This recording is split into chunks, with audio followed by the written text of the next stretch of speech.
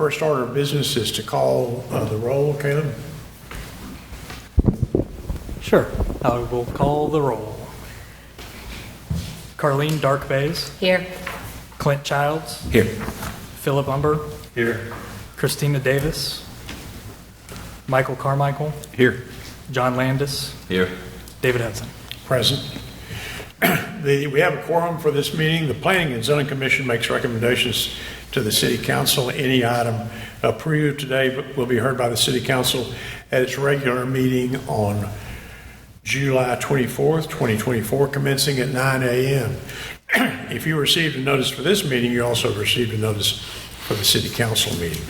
If any item is denied, the applicant has 10 calendar days to file a written appeal with the Planning Department. The appeal will then be acted upon by the City Council. If you're here to speak for or against an item, please state your name and address for the record. Comments should be limited to 5 minutes or less, although extensions of time may be granted by the chair upon request.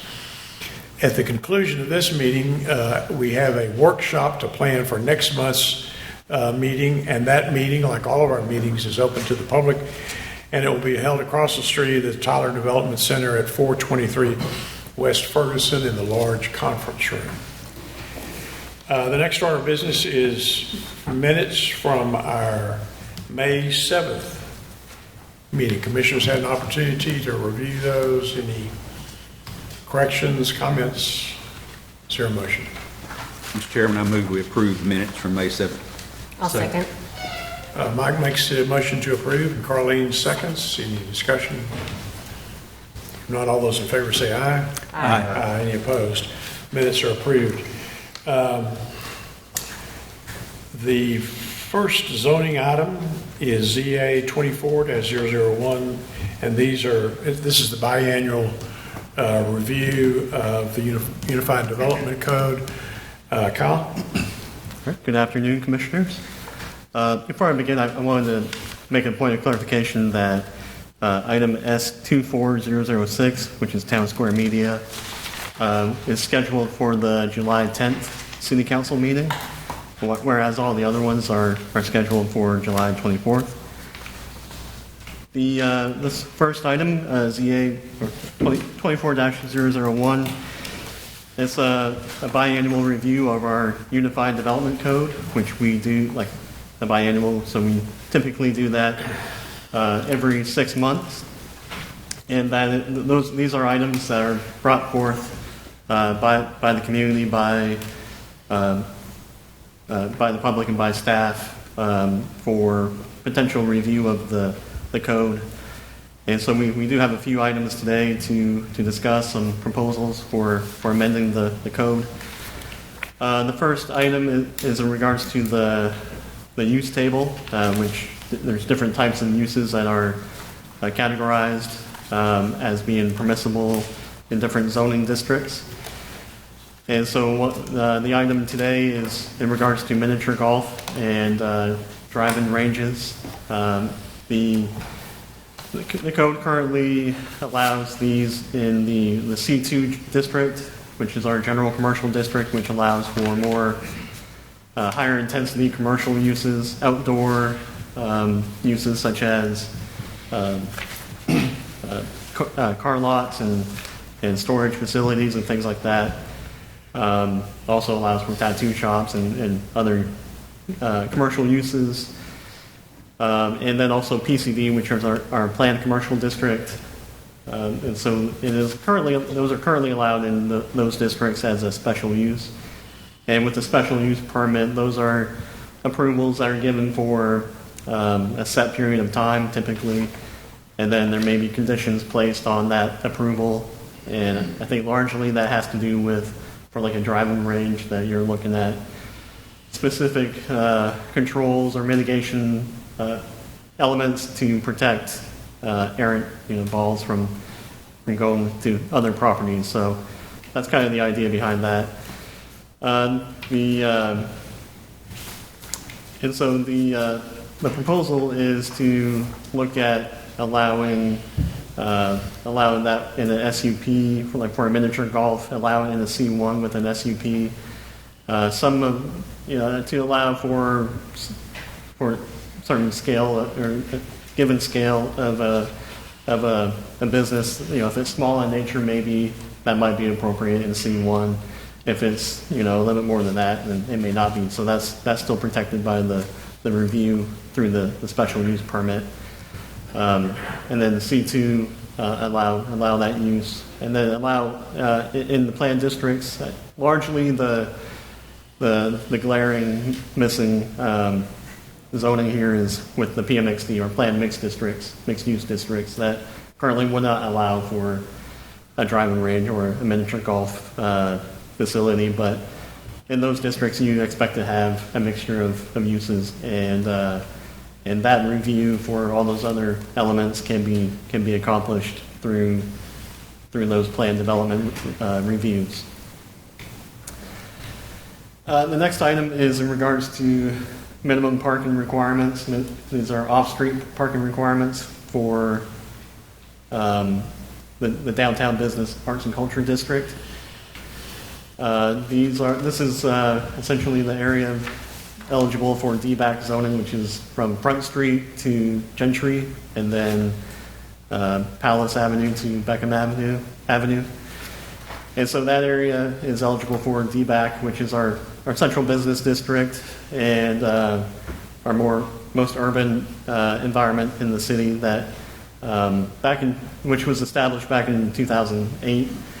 And when that was done, the code was changed to not require any minimum off-street parking for commercial uses, but still had a requirement for one space per dwelling unit if it's a residential unit. We've had a lot of interest in redeveloping downtown for more residential units, and so in looking at comparison cities across Texas and across the United States, many of our similar size have, and larger and smaller, have done away with any parking requirements in their central business districts. So this would be following suit with that. These areas have on-street parking largely, and then the market can also determine how much each apartment complex or commercial business what they feel like they need for their residents or their clients. Alcohol sales. This is also in regards to the DBAC downtown district. So currently, citywide, the city has adopted a 300-foot distance requirement between places that sell alcohol and protected uses such as churches, hospitals, schools, and daycares. And so what that means is, we have to do a check every time there's a new business and make sure that, or at least review to see if there's a protected use within 300 feet. And those are measured differently for a church versus a school. And historically, downtown areas have had a mixture of restaurants and churches and schools and things like that. So it's pretty common to see the mixture in a downtown area, which is what we're looking at today. As the code currently is, City Council has the authority to grant, or has a reserved authority to grant a variance to those distance requirements. And in the two examples that we have had in the downtown area, they were both for restaurants to be able to sell alcohol in association with food sales as well, so restaurants. In both instances that the council has heard those various requests, they have approved those, and they kind of gave some indication that that type of arrangement is maybe appropriate for downtown as it is. And so the proposal is to establish the DBAC district as an exempt area from that distance requirement if it's for on-premise alcohol sales, which are restaurants. They have to have a food and beverage certificate, which means that it's over 51% food and not just a bar or just straight out alcohol sales. And so it would establish that exemption, but just for that type of operation. Looking at the food truck ordinance, we did a review of this. This is intended to clarify the process and kind of make it operate a little bit better and expeditiously than it has. And so currently the UDC requires that food trucks or mobile food vendors obtain a transient vendor permit for each location that they go to. And those permits are good for 6 months each. And so that's if they have 4 different locations they want to go to, they have to get 4 different permits, and that can add up. And so, and obviously in that business, they're not sure how each location will work out. So we looked at other cities, and many other cities issue an annual permit for that operation, and they don't permit each spot or each location. They just stipulate, which we do already, that any operation of that food truck has to be in accordance with the ordinance. And so the proposal here is to just make it an annual permit, which is instead of 2 6-month permits at $150, it's 1 for $300. But that's also good for any location that they want to. So there's a savings in that if they otherwise would have had to get multiple $150 permits. And so that we feel this would help clarify the permitting requirements and also kind of reduce some of the restrictions and regulations on, reviewing for these this activity. Before we move on, Kyle, how many of these food truck permits are we currently issuing? Do you know? Well, the Net Health, I want to say over 50 permits have been issued by Net Health to operate within, I guess it's Smith County, but mostly it's going to be in Tyler. So we do have quite a few in our city. Thanks. This next item is really a clarification to update some of the language in the UDC as it refers to proportionality studies, which is regarding infrastructure responsibility whenever there's new development. And so with these studies, there was a demand calculation table that in the current UDC, they reference the 7th edition of the ITE manual. This would just update that to be the latest edition so that we're operating with the latest and greatest calculations. And then finally, this is also a clarification item. It's kind of setting, it's a reaction to some changes in the state law regarding ETJs. There's been some direction, or it appears that there's direction from the state as it pertains to what cities can and can't do in the ETJ, and how property owners can, what their responsibility or their obligation to remain in the ETJ is.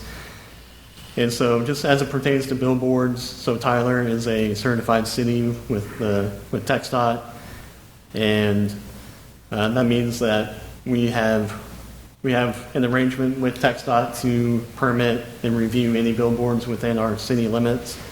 And our ETJ, our 5-mile ETJ, which is outside the city limits. And we do that so TxDOT doesn't have to do it. And so but in return, we're able to apply our standards to the ETJ, extend the regulations into that area.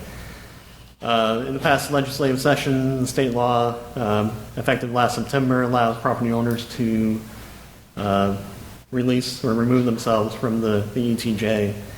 And our understanding is that that law was largely intended to remove the ability for cities to regulate billboards in the ETJ. So property owners that may have not been able to receive, because a lot of cities don't allow billboards, any new billboards in their jurisdictions, and so that has created an issue with, I think, some property owners that are in the ETJs of those cities.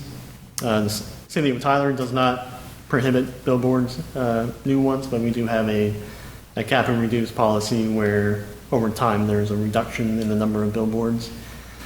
As each property owner removes themselves for that purpose, they're also removing the requirement to comply with any city regulations. And we have received a few petitions for that purpose to remove themselves, their property from the ETJ for that purpose. And so it seems like it's in a way a foregone conclusion that anybody that wants to operate outside of the rules of the city as it pertains to billboards, they have that ability to do that.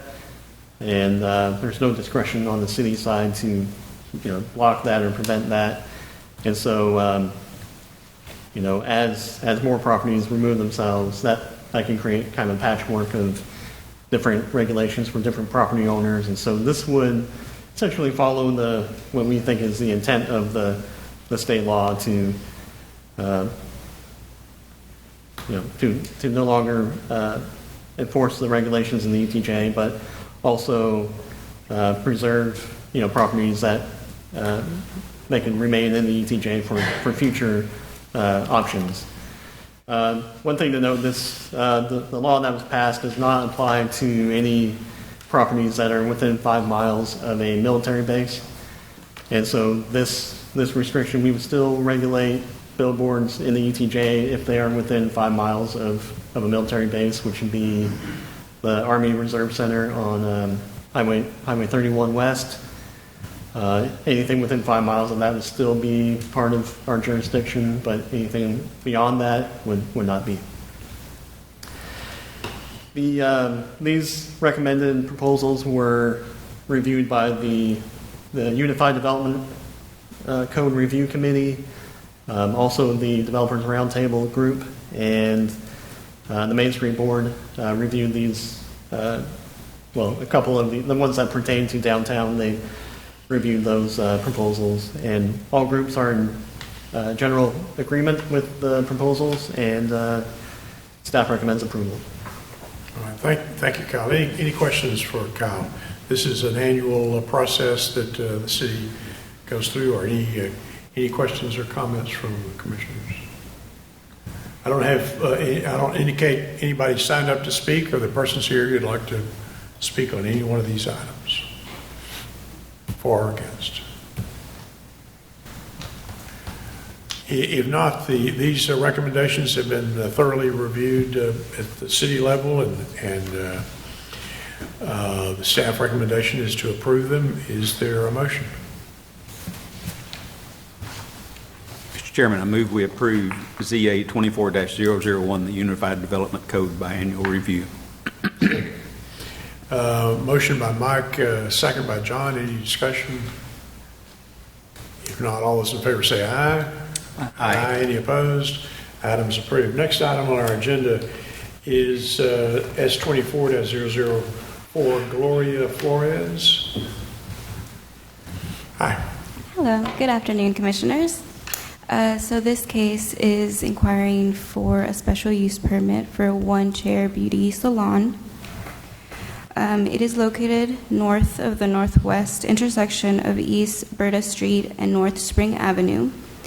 The applicant is requesting the special use permit to allow for a one-chair beauty salon. All adjacent properties are zoned R1B, single-family residential district. The properties to the north, south, and east are developed with single-family homes, and the properties to the west is developed with a church. The applicant is planning to use the property as a one-chair beauty salon as their residence. The applicant has previously been granted a special use permit for the same use in 2011 for 1 year and in 2012 for 5 years. The applicant would like to required to show that they are in compliance with the required parking regulations and building code requirements before they could get a certificate of occupancy. To occupy their business, signage will be limited to 1 square foot in area per residential zoning standards. Out of the 20 notices that were mailed out, 1 notice was received in favor and none in opposition to the request. Staff has performed a technical review of the request and finds that it is consistent with the approval criteria. Staff recommends approval for the special use permit for One Chair Beauty Salon for a period of 5 years. Thanks. Any questions for city staff on this application? I don't have anybody signed up to speak. Is the applicant here?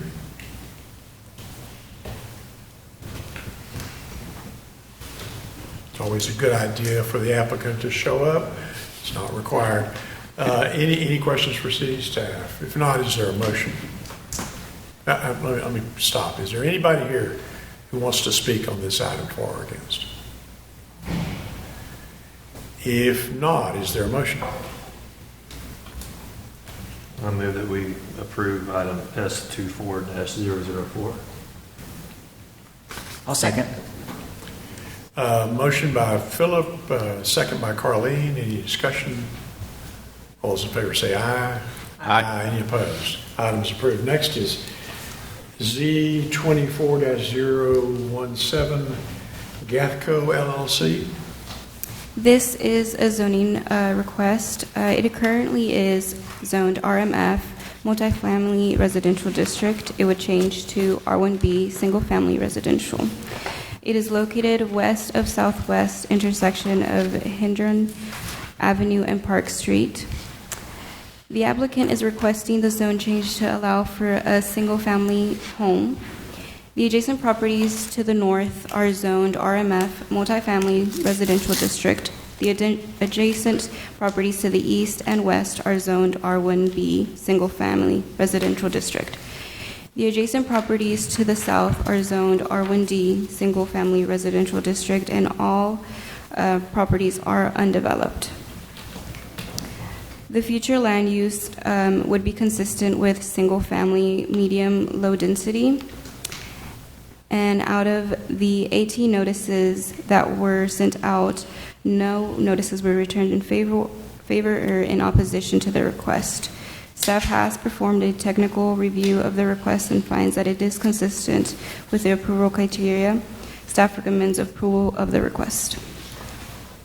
Thank you. Any questions for city staff? Is the applicant here? Yes, sir.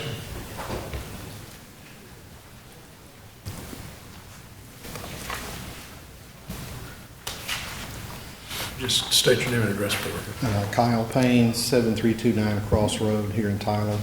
I'm the architect of record and represent the applicant. He is here, and we would appreciate a favorable vote in this area. And if you have any questions, I'd be glad to answer. Any questions for this gentleman? If not, thank you for your time and presence. Are there others who would like to speak on this item? If not, the staff recommendation is to approve. Is there a motion? Yes, I'll move to approve Z24-017. Clint makes a motion to approve. John seconds. Any discussion? All those in favor say aye. Aye. Any opposed? Item's approved. Next is Z24-018, Alicia Ramirez. This application is for a zone change as well. It's currently R1B, single family residential. It would change to PMXD, Planned Mixed Use District. It is located southwest intersection of Winona Avenue and Camp Street. The applicant is requesting the zone change to allow for residential use and a mechanic shop. The adjacent properties to the north and west are zoned R1B, single family residential district, and are developed with residential homes. And the adjacent properties to the east and south are zoned C2, general commercial district, and are developed with commercial uses. The future land use guide would be amended from neighborhood commercial to mixed use center. In 1998, the property filed for a zone change. It was originally classified as C2, general commercial district, and was changed to R1B, single family residential district. The applicant is requesting to use the residency for mixed use, allowing them to set up mechanic shop. The request does not meet the intent of the PMXD zoning district. The commercial vehicle repair shop and a single-family home are not typically considered to be compatible uses. Out of the 18 notices that were mailed out, 1 notice was returned in favor and 1 in opposition to the request, which brings the calculations of protest to 12.66%. Their main concern was the increase in traffic and parking issues. Staff has performed a technical review of the request and finds that the request is generally inconsistent with the approval criteria, and staff recommends denial of the request. Thank you. Any questions for city staff? Are there persons here who'd like to speak on this item?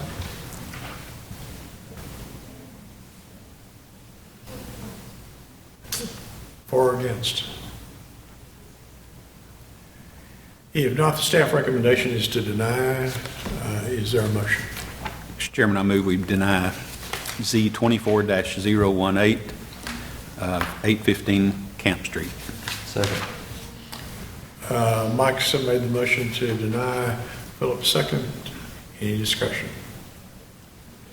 If not, all those in favor of the motion to deny say aye. Aye. Any opposed? If the application's denied. Next is Z 24-021, Todd Yates. This is also a zoning change. It is currently RMF, multifamily residential district. It would change to R2, which is R2 family duplex. It is located west of Southwest intersection of Oakland Avenue and Noble Street. The applicant is requesting the zone change to build an accessory dwelling unit. The adjacent property to the north is zoned M1 Light Industrial District and is undeveloped. The adjacent property to the east are zoned RPO Restricted Professional Office District and RMF Multifamily Residential District and are developed with offices and residential homes. The adjacent properties to the south is zoned R2 two-family duplex and is undeveloped, and the adjacent property to the west is zoned C2 General Commercial District and is developed with residential homes. The future land use guide would be consistent with single-family medium low density. The applicant is requesting the zone change to build a duplex. And out of the 19 notices that were mailed out, no notices were returned in favor or in opposition to the request. Staff has performed a technical review of the request and finds that it is generally consistent with the approval criteria. Staff recommends approval of the zone change. Thanks. Any questions for city staff? Did you say build a duplex or an accessory dwelling? It was it a building?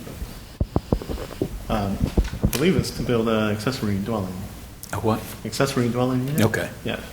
R2 would allow for a single-family home, a duplex, and then also a Garage apartment or- garage apartment. Okay. Any other questions for city staff? I don't show anybody sign up to speak on this item. Are the persons here who want to speak on this item? For or against? If not, the staff recommendation is to approve. Is there a motion? Mr. Chairman, I'll move to approve item Z24-021. Second. Motion by Carleen, second by John. Any discussion? If not, all those in favor say aye. Aye. Aye. Any opposed? Next is PD 24-012, True Life Oak Subdivision. Caleb. I'm back. It feels weird sitting over there. I don't like it. I don't want to do that again. Also, this is Anna, in case you're not familiar. She is our new planner, so we expect to see her more than me, hopefully. So, all right. This first one is a PMF Plan Multifamily Site Plan Amendment located on Crow Road. This is the property here. The applicant is requesting the zone change or the site plan amendment in order to reduce the number of units and change the configuration of the site. The adjacent properties to the east, south, and west are zoned AG agricultural, and then the properties to the north are outside of the city. The future land use guide identifies this as single family and single family attached, which would be consistent as this is a single family development that they're proposing. This is the property here. So this is the new site plan. In 2023, this property was originally rezoned from AG agricultural to the PMF planned multifamily that it is now. I believe that was a different applicant that had originally come in to do that project. And this is since a new applicant who's coming in and changing the configuration. I don't have a site plan for the old one, but it's very similar to this, but just imagine a lot more straight lines and more units than this. So, as I mentioned, this would reduce the overall number of units. The original plan was for a 310-unit gated multifamily development ranging from 1 to 3 bedrooms with a density of 10.57 units an acre. This proposed amendment would reduce the number of units to 250, so a reduction of 60 units, and generally follows the same layout and housing and is at a lower density than what was originally approved. Of the 7 notices that were sent out, 1 was returned in favor and none were returned in opposition to the request. Staff has performed a technical review and finds that it's consistent with the approval criteria. Staff recommends approval of this site plan amendment. So the original site plan just wasn't built, and this is a new site plan. Correct. But they are keeping, like I said, it's generally, the original site plan looks very, very similar to this. I think one of the main changes too is I believe that road connecting to Crow Road has actually moved further away from that intersection, which might be better than what it was originally. Any questions for city staff? If not, I'll show anybody signed up to speak on this item. Are there persons here? Yes.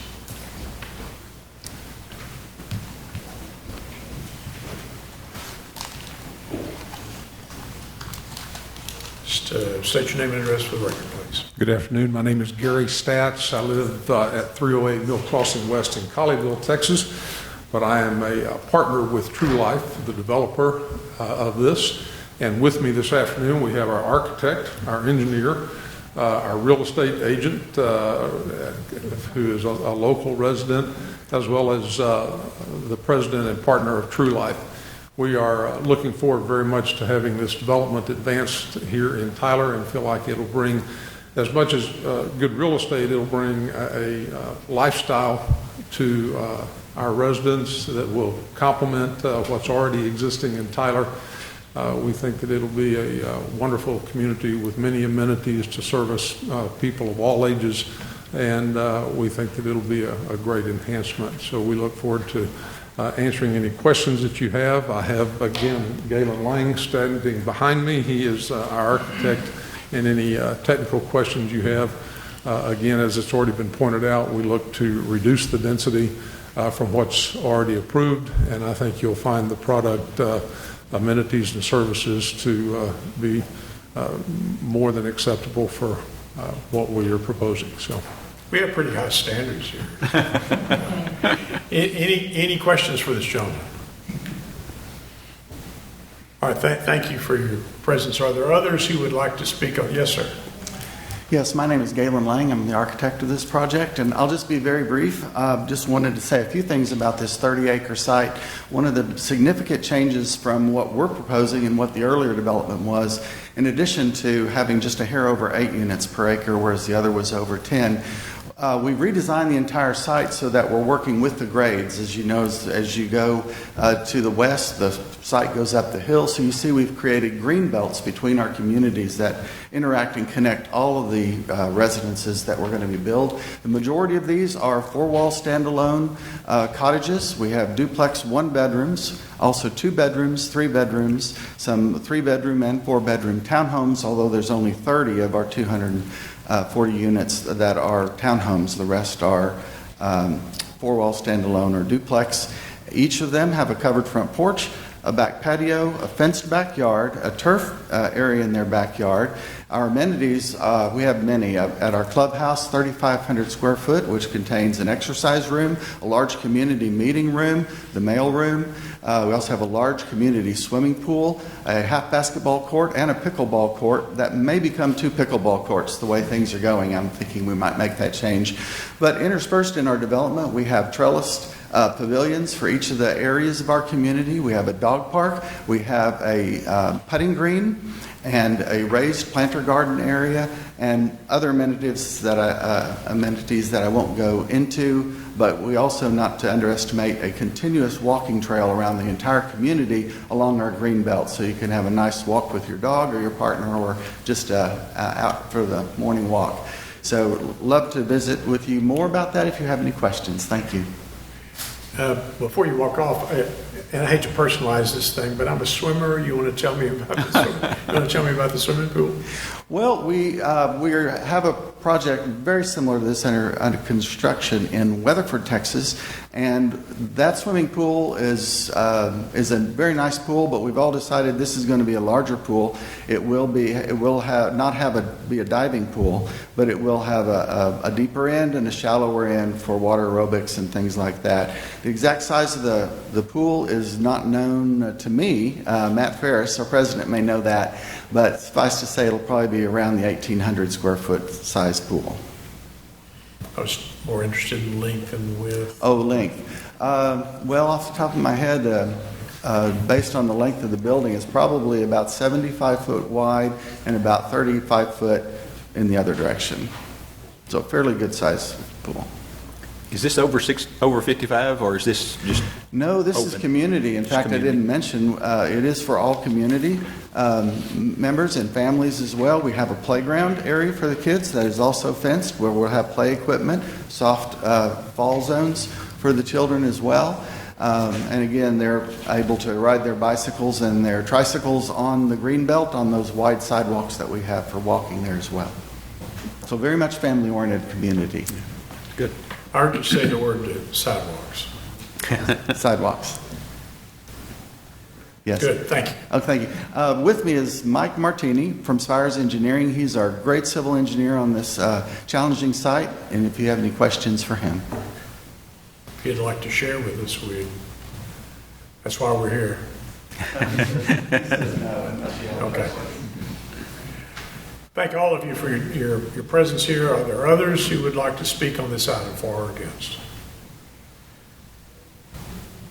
If not, the staff recommendation is to approve. Is there a motion? I'll make the motion to approve PD 24-012. John makes a motion to approve. Carlene seconds. Any discussion?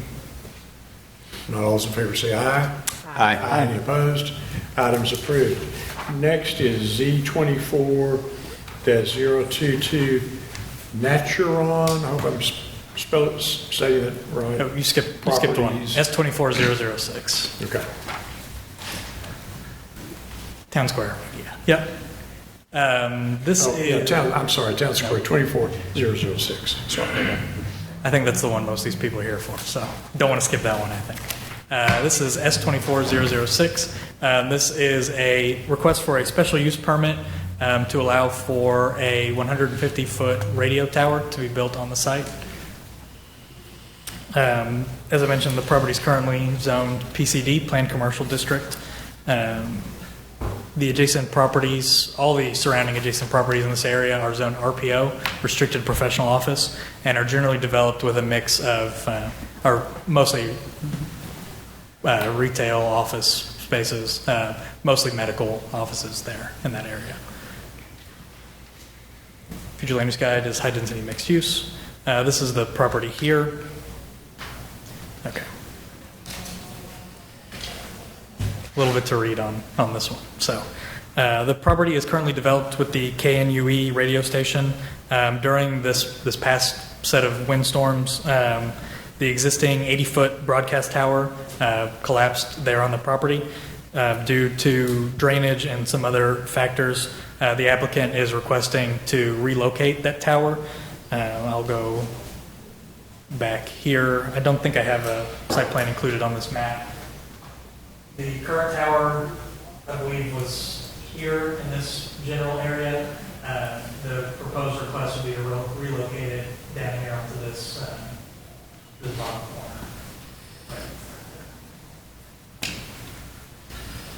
So as I mentioned, due to drainage and some other factors, that's why they're requesting to relocate it. In addition, they're requesting that the maximum height be allowed of 150 feet. The applicant, I believe, is here that can give some more general information, but the applicant has stated that this tower transmits audio to their transmitter site, and that they are classified by the FCC and the Texas State Emergency Plan as a local primary first, meaning that when emergency alerts are issued for weather, national security, other disasters, that they are the ones that get monitored for those alerts. I'll also mention for this, in 1998, the applicant sought a similar zoning request, as I believe it was tied in part to their rezoning to the PCD. I think they did a planned commercial district and a special use permit at the same time. I think they were previously zoned RPO before becoming the planned commercial district. So at that time, the planned commercial district zoning was approved, and the special use permit, the applicant requested the 150 feet height at that time. There was a majority protest from the neighbors there in that area, and that special use permit was denied but allowed for a what currently is there. I believe there was an existing tower there on the site at that time, and so they allowed for the applicant to continue with their existing tower, the 80-foot. Caleb, how tall was the tower that fell? Was it 80? 80. Mm-hmm. Important to note that the tower will be required to be built in accordance with local building codes and any other applicable standards by the FCC and the FAA.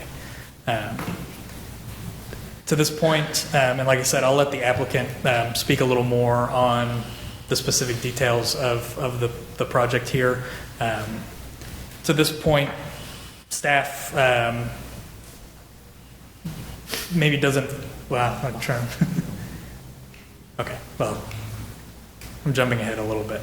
We'll go to protest first. Of the 22 notices that were sent out, none were returned in favor and 7 were returned in opposition to the proposed request, for a total protest calculation of 22.41%. Because the written protest exceeds 20%, a favorable vote by 3/4 majority of City Council would be required to approve this request. The opposition was generally opposed to several different factors, one being the risk of lightning strikes, potentially frying the grid there in that area, causing damage to a lot of sensitive medical equipment there for some of those facilities. In addition, just the increased height, increasing the fall zone of the tower, that might put other businesses at risk if the tower were to collapse again. In addition to other things like generally detracting from the character of the area there. There is some residential to the north. As you can see, this is kind of the retail or office space, but then there's some commercial or residential just to the north and a little to the west as well.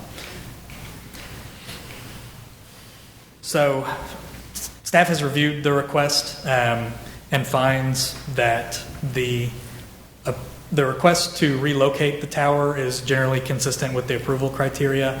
To this point, staff does not feel that they have enough information to permit the 150-foot tower. Staff would recommend that, like I said, I'll let the applicant speak to this, whatever the minimum requirement that they would need in order to facilitate their work here.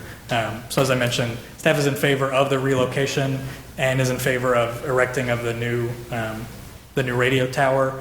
But as far as the height goes, let the applicant explain if the 150 foot is needed or what the maximum minimum amount that they would need would be. So all that being said, staff recommends approval of the relocation and the height, subject to what the applicant has to say. All right, Caleb, thank you. Any questions for Caleb? Is the applicant here or somebody speaking for the applicant? Yes, sir.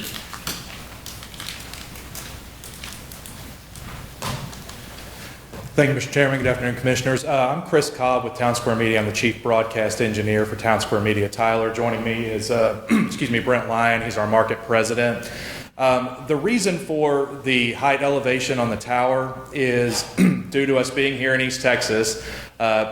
It's a line of sight. What this is what we refer to as an STL tower. That stands for Studio to Transmitter Link.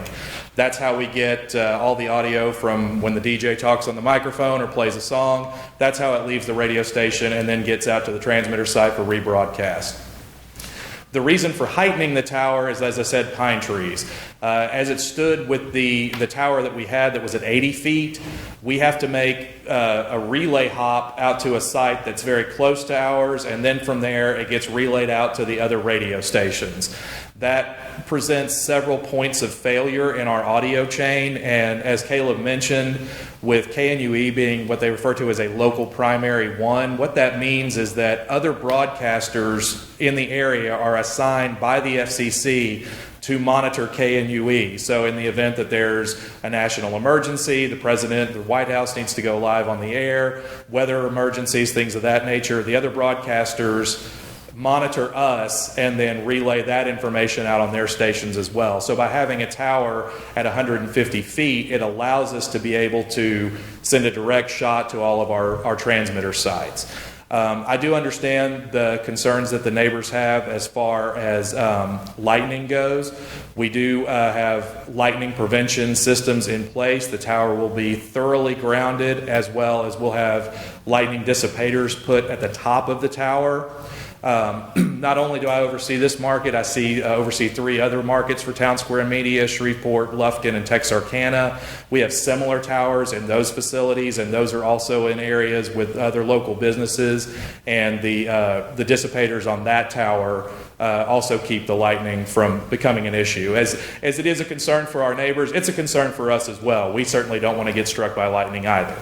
So it's in our best interest that we prevent that. As far as any future tower falls are concerned, we've already been working with several different engineering firms to ensure that the tower is structurally sound. This should be rated at hurricane force winds so that we don't have any other issues moving forward. And while I do understand the neighbors' concerns and some of the protests, hopefully I can dispel some of those concerns. Tell me where your transmitter sites are. So the KNUE site is located in New London. We have another site, KISX, that's located in the Chapel Hill area, and we have another station, KKTX, that is located in Kilgore. So we're sending signals, one to New London, one to Kilgore, and one out to Chapel Hill. Any other questions for this gentleman?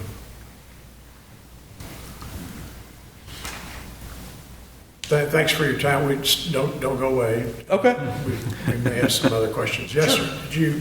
Were you wanting to speak as well? Okay.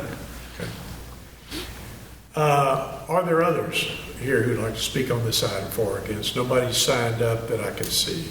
Yes, sir.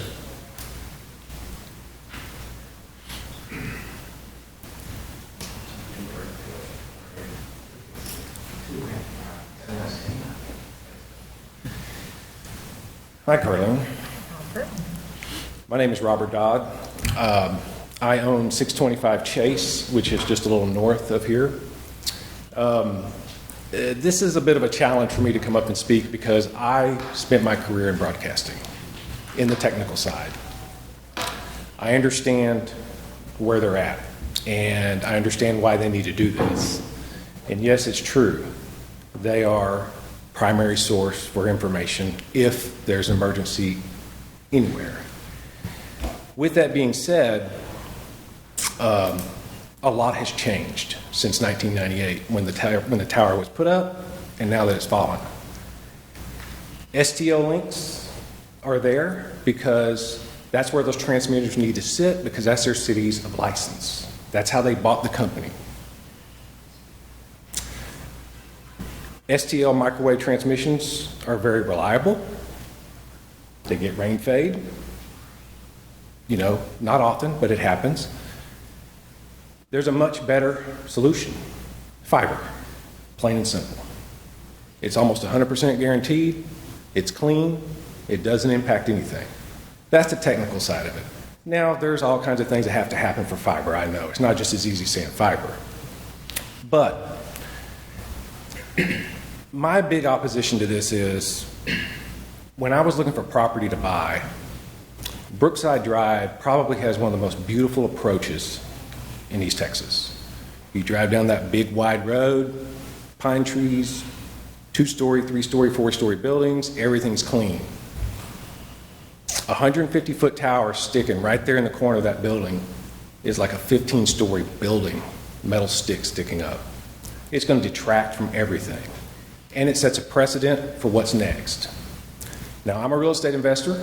I own that building, and I own a few others in Smith County, and I have other properties in other counties. But I also own an advertising agency, which I keep at 625 Chase Drive. And the area, the way it is right now, is perfect. And that's purely coming from just an appeal purpose. The technical side of it, how this all works, yes, but there's other ways to make this work without having to do this. Now, I will say one thing about radio lightning diffusers. They're there to diffuse the lightning from the tower, not the surrounding area. Just keep that in mind. That's all I got. Any questions? Thanks for your time and presence. Any questions for this gentleman? Would it make any difference if the location was different, a different location on that property? Not in my eyes. No.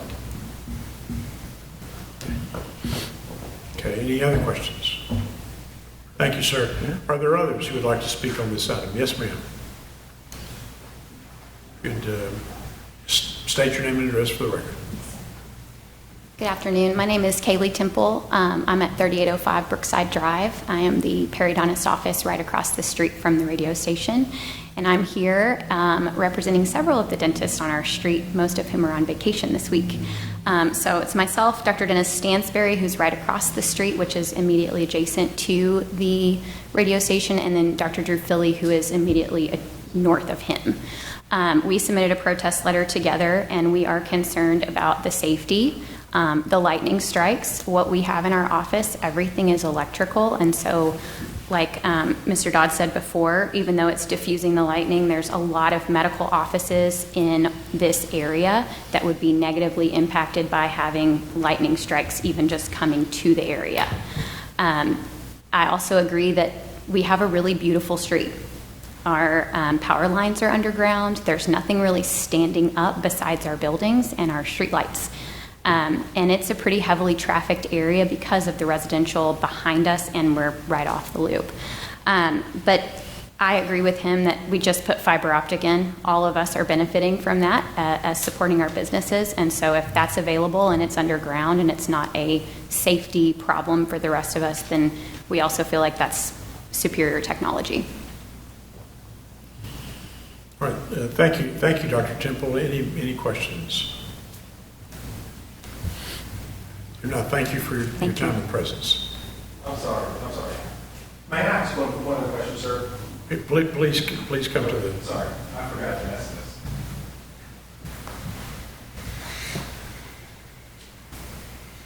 Your STL still down right now? Correct. How are you on the air? We're on the air right now using IP backups, and to your point, yes, fiber is great. However, while there is fiber optic at this location, being that it's in the city, the transmitter sites themselves are very difficult to get fiber optics run to. That being because of the remote locations, it's not in the ISP's best interest. It's almost a money loss issue for them to run fiber out there. So right now we are on the air, but we're on, two of our sites are on DSL connection. One that is closer in town is on Optimum Cable Connection. And prior to this meeting, we had an off-air situation because the ISP just dropped out on us. Yeah. So that's part of the issue. Well, to your point, you're extremely right. In areas where it works and we can do a point-to-point fiber connection, that's a great way to go. Unfortunately, given the remote locations of our transmitter sites, fiber is a very difficult option to make happen. Right. Okay. But you're on the air right now. Prior to the meeting, we did have an off-air situation, yes. 96 went off. Correct. Yeah, I heard it. Yes. Okay. Thank both of you. Are there others who wish to speak on this item?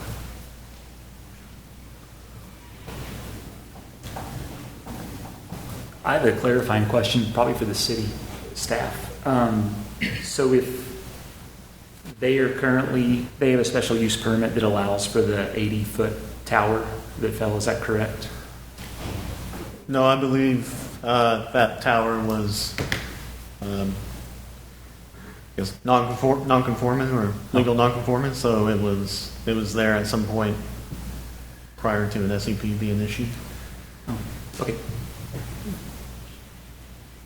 I also have a question for the city. Had there been complaints before on the 80-foot tower from the adjacent neighbors? Had the city received any issues or complaints on that?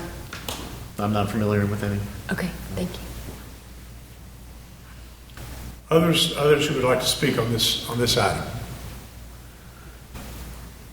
If not, thank you all. Thank everybody for. Mr. Chairman, if I may add just Sure. one more point. As Carlene was kind of mentioning, granted, we did have the 80-foot tower in place. And if I'm understanding correctly, if this permit for the 150-foot tower is not approved, we still are able to re-erect the tower that we had in its original position at its original height. Is that correct? Kyle, is that? If it was legal non-conforming, then if it's completely destroyed, to reconstruct it, it would need a special use permit. You'd have to have another special use permit. Right. Even to reconstruct where we had it originally at the original height. It comes to the degree of I guess damage, and I guess I don't know if it's more than 50% loss. I mean, if it's completely destroyed, then it would lose any non-conforming status. Okay, well, yeah, because when the tower fell, we did have to completely remove it. But I guess my question is, we had a tower existing there previously without issue, and so even if we didn't relocate and heighten the tower, would we have to apply for any special use permitting to put it back where it was at the original height? Yeah, I believe I mentioned that it would need that. Yes. Okay. Thank you. This is an important issue. Are there others here who'd like to speak? Any questions for commissioners? By commissioners? I've got a question, I guess, for Kyle as well. Just kind of following up on that, I was kind of trying to work that out too. Is because the applicant is requesting a special use permit to allow for a radio tower up to 150 feet. So could we say thumbs up to that special permit and just cap it right back to where it is now, more or less, Yes, without adding extra steps for them or timeline as well? Right. The planning commission, well, and ultimately the city council has the ability to approve a lower height to allow the reconstruction of what they had, maybe allow for that height on at the location on the property that they're asking for, if that's a more suitable spot for their needs. But if there's concern about the height, it could be what they had previously. It could be or up to 150 feet is the maximum. They've asked for the maximum, and if there's anywhere in between there or down to what they had before, I think that's where staff is. That it may be reasonable to allow for the radio station that's been there to have at least what they've had before, and perhaps located in maybe a safer or more advantageous location than it previously was located. To do that, it'd have to be a separate special use permit request, or can we modify the request that's been made? You can modify the one that's here today. It would be whatever the motion is to, if it's to approve it with a different height, that would be at the discretion of the commission. As far as the previous location and the proposed location, one of the comments was the aesthetics problem with this. Is there a problem of locating it back closer to where that number 51 is, to get it back away from all the roads and back to the kind of the center of the property? Is that some possibility? Commissioner, the issue with the number 51 on the map there is that that back area of the property, there's a lot of drainage underneath there. So it's just not feasible because we'd have to put a concrete pad, we have to dig down several feet to find structural bedrock that we can place the supporting members into. So that back portion of the building is just not a place we can do it. That's why we're considering the southwest corner of the building, because that would be the most structurally sound place to put it. But it's also kind of the most obvious in-your-face place. Yes, sir, and I understand that. But when we're talking about tower heights, be it 80 feet, 150 feet, you will notice it. But it is part of our infrastructure that we use to maintain our business. And again, I understand the lighting concerns being an issue. With whether we have an 80-foot tower or a 150-foot tower, those concerns are there. So, and again, as I addressed, with the current infrastructure for the internet, to be able to get our audio out to the sites, it's not reliable. So we're really in need of some sort of a tower, one way or the other.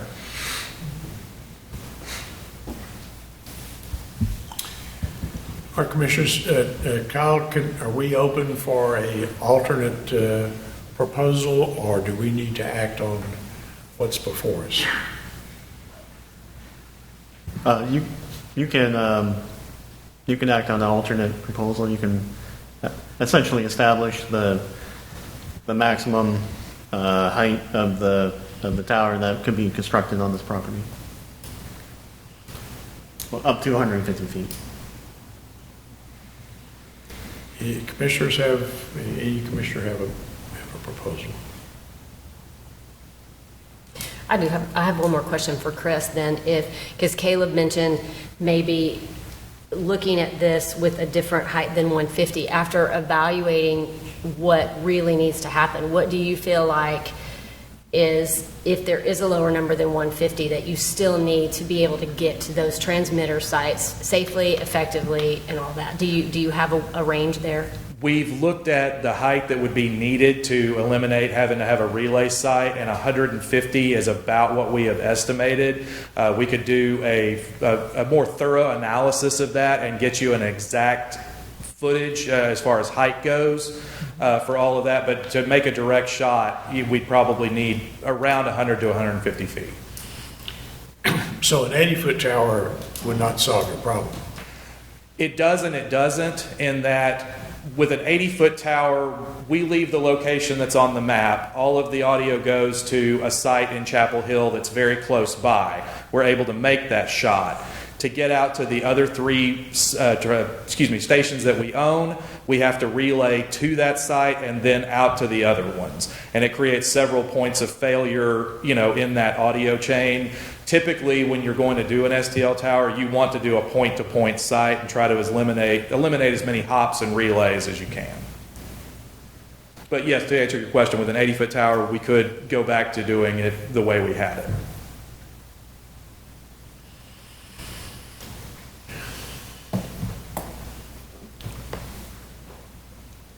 Any commissioner want to take a stab at a motion?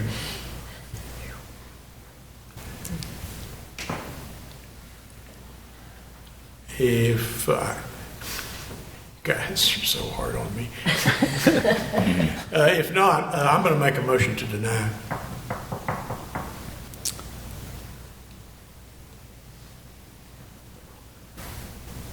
Which apparently fails for lack of a second.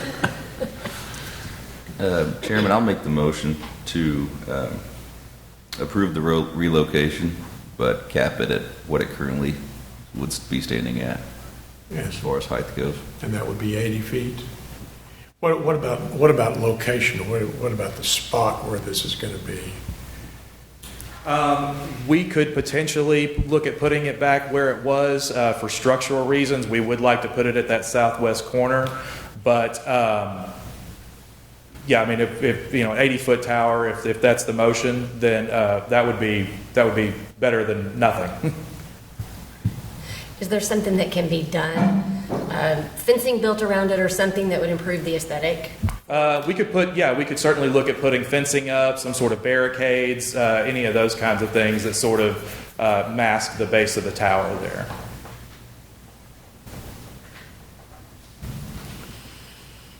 But you could put it back at the old location. I'm sorry? You could put it back in the old location. You have access to do that. It's not the best place on the property to put it due to drainage concerns and shifting soil back there. Again, that's why we're looking at that southwest corner of the building. We would have to assess some more, we'd have to do some more engineering analysis on that back part of the building where it was originally.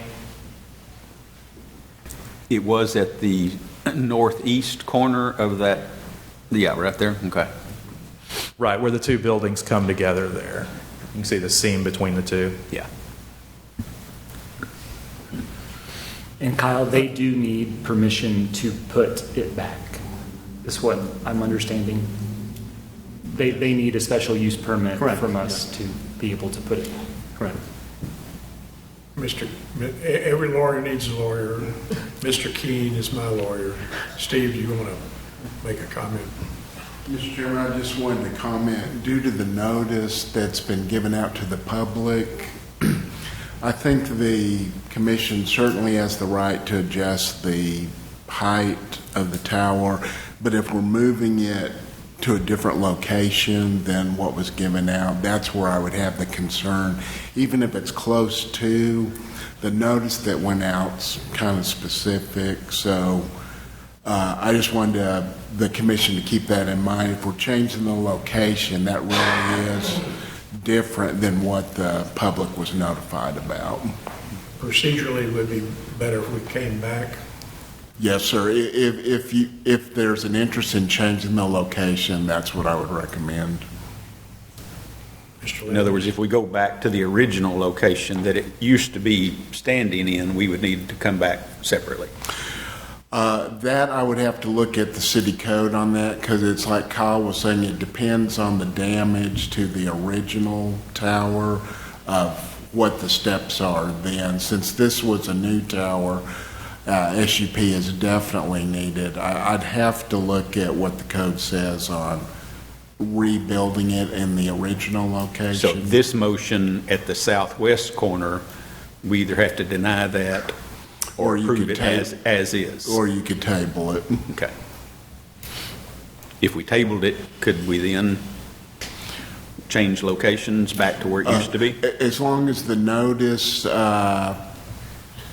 provides for that possibility to where it's not limited. If the notice that goes out is more specific regarding the possible locations, then that certainly could work. Can we do that, Kyle? Yeah, so the notice was not specific about the location, but the application was. All the materials didn't show where, somebody that looked at it may have thought or may have been persuaded or whatnot based off of what the materials that were out there at that location. So if it does change, maybe it would be best to get another public notice of that. If it is tabled, I think that'd be a discussion to kind of nail that down before we get to that point. So there's no issues with public notice of wherever they land on that. But the proposal, I guess, would be, and I think Steve is saying this, that if it's in the southwest corner, you can act on that at a different height or the requested height, or deny that, or table it for a Or different, table it for the for more original site. discussion, more Okay. discussion, yeah. Okay. All right, Mr. Landis has made a motion, as far as I can tell, it's died for the one of the second. Is there? I'll make a motion that we table for 30 days and evaluate the location.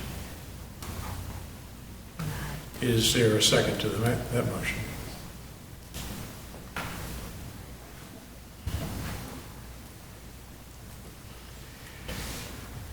We're at an impasse. I would like an explanation or a clarification, Kyle. Is this going to be the most efficient way to get them through? I understand this is their business we're talking about, and I would hate for them to get hung up in some of the procedural stuff. Is this the most efficient way to get them back and get a solution? Is tabling 30 days? They need to come back through planning and zoning is what I guess I'm asking. Is there a more direct route for them? Not to get, no. I mean, the most direct route would be to act on what they've requested and maybe some Correct. I variation of understand. that. I understand, yeah. But to be able to or construct the tower on the property, we'll need this to be The same resolved. process. Right. I think the most efficient way would be either to approve the request as is. Right. Or my understanding would be, it could be, the height could be restricted. At the proposed location. Correct. But then if there's any change to the location, that's where we get into the needing to table. So for the sake of expedition, I think that would be either approving as is or approving at a reduced height, which I believe would allow it to be resolved today and then at the next city council. So Mike, would you repeat your, Okay. I'm sorry. I request that we table whatever this is, S24-006, and give it 30 days to resolve location problems. Questions? Yeah, I'll second that. Motion has been made and seconded. Any further discussion? All right, who's calling the roll? Caleb? Yeah. Carleen Darkbase. Clint Child. Oh, aye, sorry. Carleen Darkbase. Aye. Clint Childs. Aye. Philip Humber. Aye. Christine Davis. Michael Carmichael. Aye. John Lands. Nay. Dave Bryson. I didn't hear my name. Oh, David Hudson. My vote's nay as well. So are there four votes? Four votes to table. All right, so that's the resolution of this issue for this meeting is a 30-day tabling, and we'll see interested parties again next month.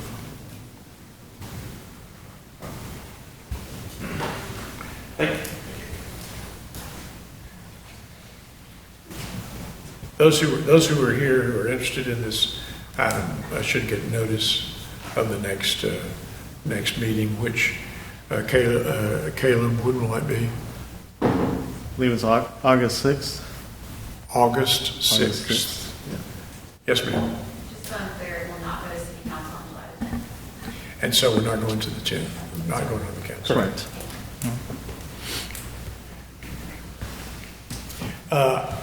Thanks, everybody, for everybody's participation. Z24-022, I tried to call this item earlier. Natura Properties LLC. Caleb? Yep. Okay. This is a zone change request from R1A, Single Family Residential District, to RMF, Multifamily Residential District, located on Haverhill Drive. This is the property here. The adjacent properties all the adjacent properties are zoned a variety of single family and multifamily units. The future land use guide has it as single family, medium low density. Like, as you can see here, like I mentioned, it's a lot of mixture of single family and multifamily uses. This request is actually to kind of continue the development to the north, that multifamily development that was recently rezoned, I believe earlier this year or sometime last year, to do on a single lot, single family homes there in a kind of multifamily setting. Like I mentioned, that's what they're intending to do, kind of an extension of the development to the north. Similar to the development to the north, this request is consistent with the University Woods Area Development Plan, which identifies that area for residential development and single-family infill, in addition to providing student housing and things like that. This helps to achieve that goal on an otherwise undeveloped tract of land there. Of the 30 notices that were sent out, none were returned in favor or in opposition to the request. Staff has reviewed and finds that it's consistent with the approval criteria. Staff recommends approval of this zone change. Thank you. Any questions for Caleb? I don't have, are the persons here who want to speak on this item for or against? Yes, sir.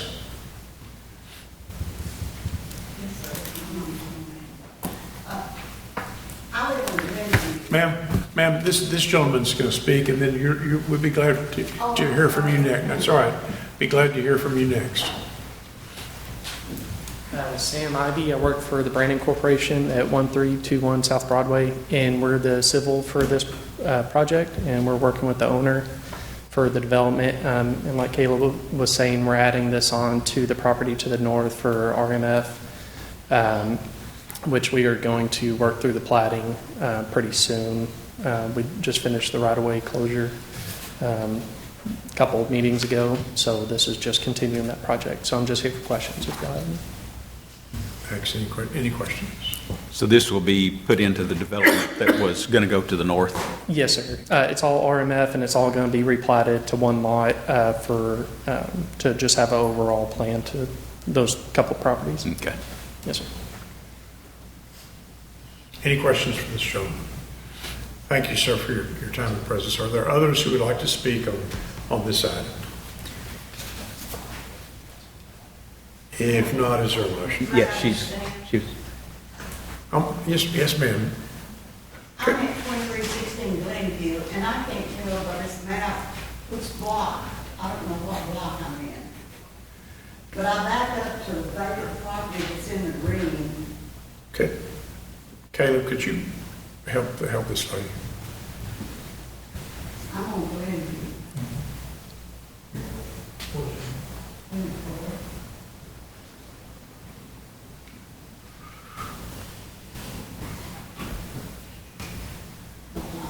Lot 3. Looks like 3. 1078. On the east side. 1078. East side, lot 3. It's at the very bottom here. Is your house on Haverhill? Yeah. Glenview. Glenview. Glenview Avenue. Glenview. That's the 1078. Oh, yeah. Yeah. Well, there's vacancy behind me. My fence is woods behind me. Ma'am, would you, if you'd like to speak, would you please come to the microphone?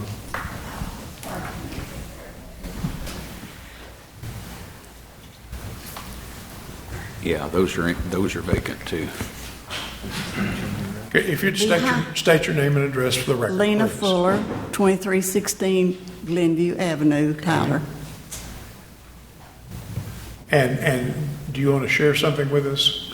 I just want to know, there's vacancy, woods behind me, that something needs to be done with it. And I called and she said mine backed up to one of these twos here in the green. Is the green the construction area?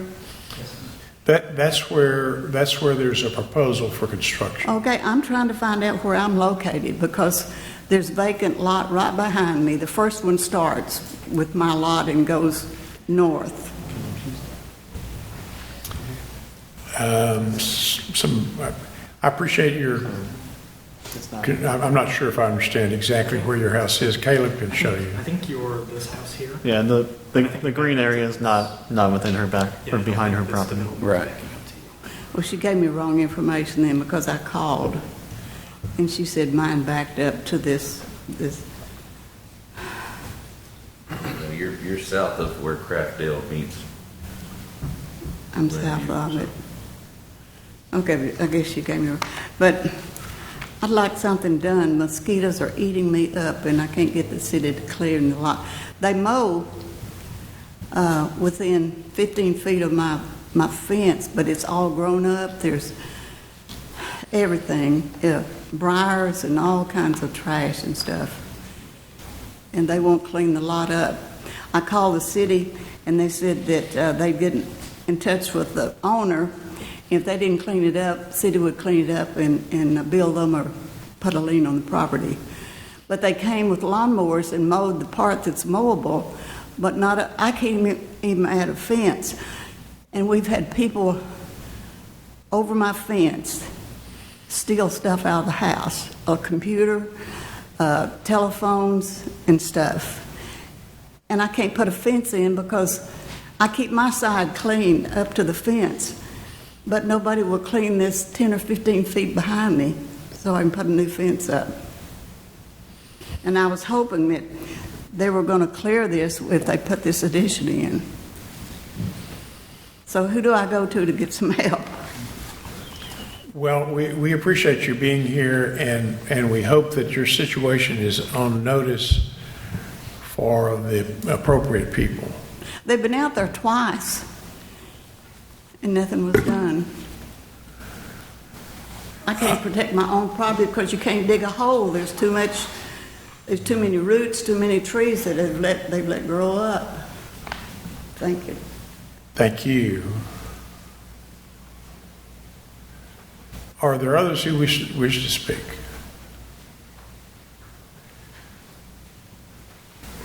All right, we haven't had a motion yet, have we? Yeah, you're on. I'll move to approve item Z24-022. Second. Clint makes a motion, Philip seconds. Any discussion? All those in favor say aye. Aye. Any opposed? No. Items approved. Next is Z24-019, Winifred Gossett Johnson.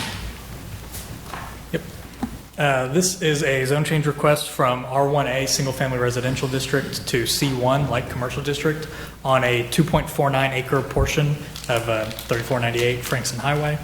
You can see it here. It's part of that larger R1A tract. The C1 is an individual tract on its own, although I do believe that the applicant is in the process of replatting this portion and the C1 portion into one lot. As you can see, the adjacent properties to the north, east, and south are zoned R1A Single Family Residential and are currently undeveloped. The adjacent property to the kind of northwest there is zoned C1 and is developed with a commercial space. I believe it's like an electric company or something to that extent. The request is consistent with the future land use guide, which identifies the property as a mixed-use center. There's a property there. As you can tell, this whole area is generally undeveloped. I don't know the applicant's future plans for that lot or even specifically for this lot, other than I believe it's just light commercial, kind of as an extension of that commercial property there on Frankston Highway. That's the property there. Of the 6 notices that were sent out, none were returned in favor or in opposition to the request. Staff has reviewed the request, finds that it's consistent with the approval criteria. Staff recommends approval of this zone change. Any questions for Caleb? Are there persons here who wish to speak on this item for or against? Yes, sir.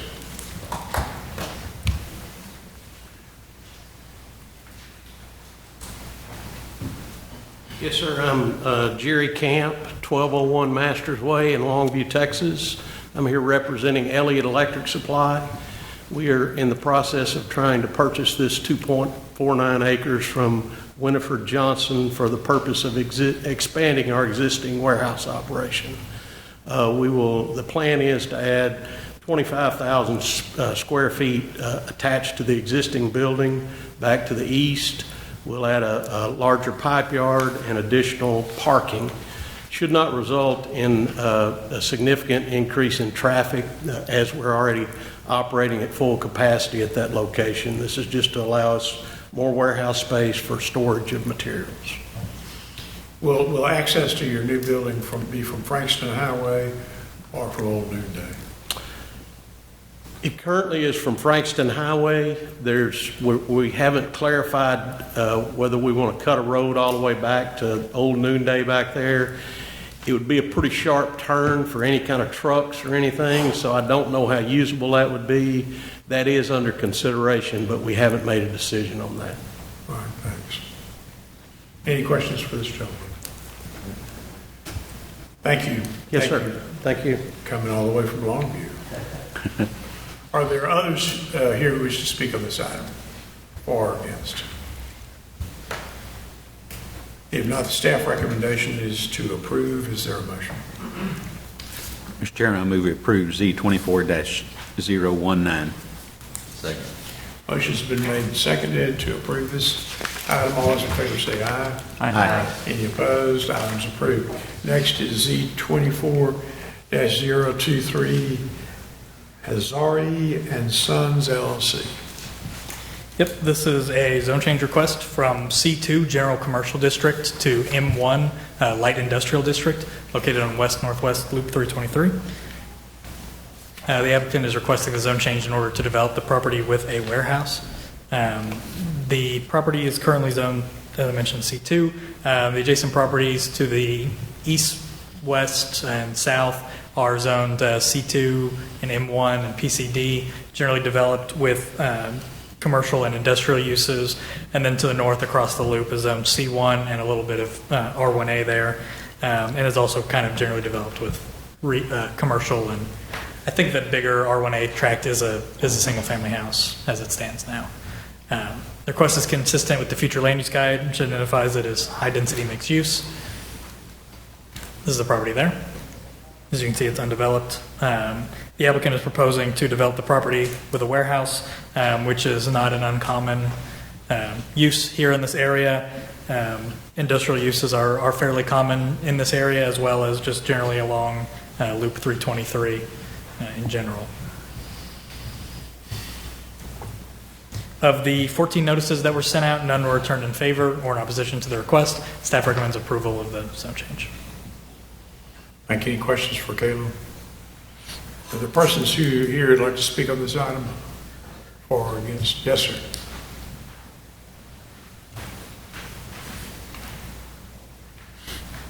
Brian Ballard, Ballard Broughton Engineering, 3815 Old Bullard Road, here on behalf of the applicant to answer any questions. Any questions for Mr. Ballard? If not, thank you for your time and presence. Any others who wish to speak? The staff recommendation is to approve. Is there a motion? Mr. Chairman, I'll move to approve item Z24-023. Second. Motion's been made and seconded to approve this item. Any discussion?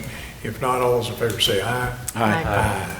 Item is approved. Next is Z24-014, Ignacio Cuervas. Caleb? This is a zoning change request from RPO, Restricted Professional Office District, to AR, Adaptive Reuse District. We didn't have our meeting last month, but this was an item that was intended to go to last month's meeting. The initial request at that point was to rezone the item to R1D, single family detached and attached. The applicant is doing the zone change in order to bring their property into conformance and develop the rear of the property with a accessory dwelling unit.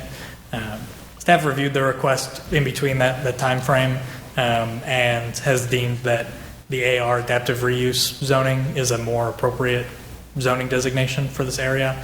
I'll go through my normal spiel here in a second. But that's kind of just the initial sort of quick background there on that. The in case there's any question, it was re-notified as adaptive reuse, so. Okay, so the adjacent properties to the north, east, and south are zoned RPO, Restricted Professional Office District, and then to the west is zoned C2, General Commercial. The surrounding area is kind of developed with a mix of non-conforming single-family homes as well as office uses. This is kind of a mixed area. I'm not sure. It seems this area was rezoned, kind of mass rezoned RPO at some point with the intention of that area having that sort of mixed use or just general light office. I'm not sure if at that point we had the AR adaptive reuse zoning. It's possible that we did not, since a lot of these homes are kind of developed in a similar style to what you see along Houston Street with more kind of mixed use retail that residential. This zone change, or the future land use guide identifies the property as neighborhood commercial. This is the property there. I've kind of already gone into that. As I mentioned, staff feels that the AR adaptive reuse zoning is inappropriate for this area in general, since there is that mix of residential and office space. This is the property there. Of the 22 notices that were sent out, none were returned in favor and one was returned in opposition to the request for a total protest of 6.37%. I believe the applicant or the protest was generally against kind of having residential use in that area that's primarily developed with office spaces. But important to note that it is currently an existing residence. So staff has performed a review of their request and finds that the rezoning for AR is consistent with the approval criteria. Staff recommends approval of the zone change. All right, Caleb, any questions for Caleb? Are there persons here who wish to speak on this item for or against? Is the applicant here?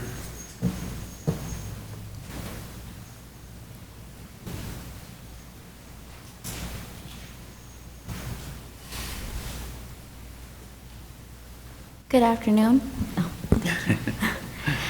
My name is Grecia Cuevas Buenaventura, and I live at 429 South Spring Avenue. My father is the applicant, but he could not be here today because he was at work, but he sent me. If there's any questions. Does your father live in this? Yes, sir. Me, my father, and my mother. We've been living here for the last 12 years with no issues. Okay. Any questions for this lady? If not, thank you for your time and presence. Are there others who wish to speak on this item? If not, the staff recommendation is to approve. Is there a motion? Mr. Chairman, I move we approve Z24-014. Second. Motion's been made and seconded to approve this item. Any discussion? If not, all those in favor say aye. Aye. Aye. Item is approved. Next is PD 24-011 ComCorp. Yes. Keeping in the theme of telecommunications, this is a site plan amendment for a PCD, Planned Commercial District, located along Richmond Road. As I mentioned, the property is zoned PCD, Planned Commercial District. The adjacent properties to the across the loop is an RPO, Restricted Professional Office, developed with an office. Adjacent to the east is zoned C1 Light Commercial and is developed with commercial uses. And then to the south is zoned R1A, single-family residential, and that whole area is developed with single-family residential. And then to the west is commercial development as well. Request that's consistent with the future land use guide of mixed use. This is the property here. The applicant is requesting this planned commercial district. To give a little background, the original site plan for this area was approved by City Council in 1991.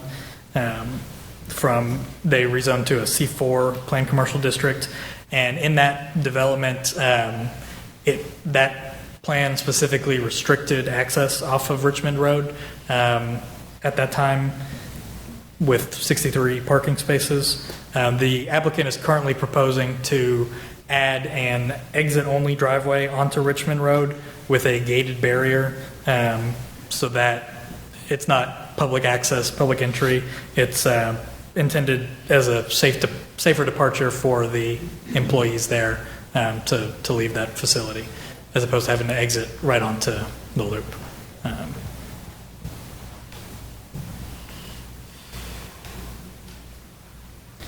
Of the 12 notices that were sent out, none were returned in favor or in opposition to the request. Staff has reviewed this proposal and finds that it's consistent with the approval criteria. Staff recommends approval of the PCD amendment. Do we know where the exit's going to be?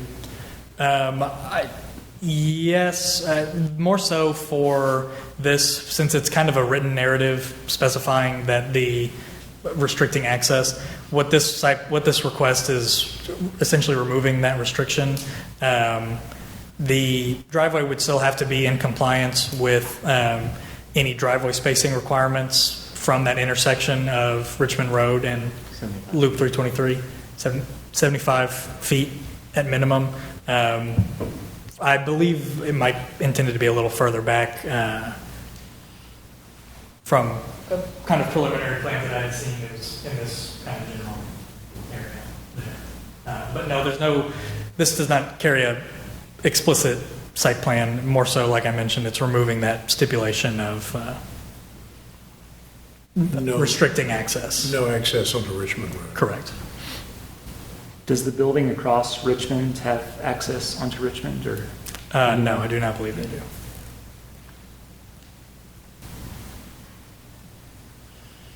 But I believe that they do have access.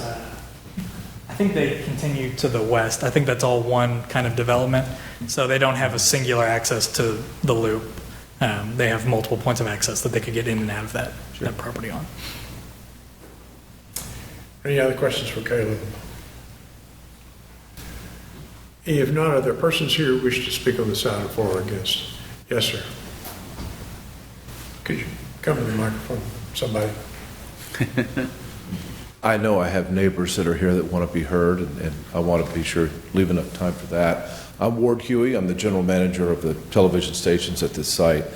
I know from talking to some of the neighbors that there's a lot of concern because of Bassett Furniture and Dakota's and the whole Harley Hooper mall down there, that they would have access.